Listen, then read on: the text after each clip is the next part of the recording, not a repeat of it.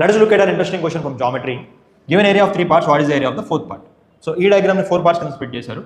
So 3 parts కి area ఎంత ఇచ్చారు, ఫోర్త్ పార్ట్ ఏరియా అంతా మనం కనుక్కోవాలి. సో ఇక్కడ చూస్తే మనకి 2 రెక్టాంగిల్స్ ఒక స్క్వేర్ ఉంది. స్క్వేర్ ఏరియా ఫార్ములా వచ్చి సైడ్ స్క్వేర్. సో అప్పుడు సైడ్ ఎంత అవుతుంది, 4/4 అవుతుంది. సో ఈ సైడ్ 4 కాబట్టి దీన్ని కూడా మనం 4గా తీసుకోవచ్చు. ఇప్పుడు ఈ రెక్టాంగిల్ తీసుకుంటే ఏరియా వచ్చి లెంత్ ఇంటూ బ్రెడ్, ఆల్రెడీ 4 అని మనకు తెలుసు కాబట్టి ఇది 7 అవుతుంది. 7 × 4.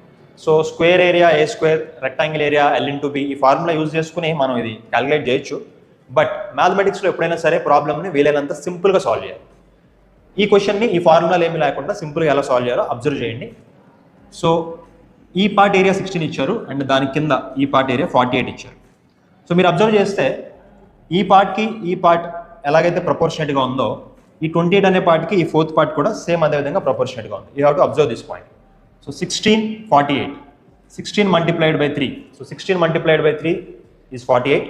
So 28 multiplied by 3 will be equal to 84. That is the answer. So A formula లేకుండానే మనం ఈ క్వశ్చన్ సాల్వ్ చేయగలిగాం.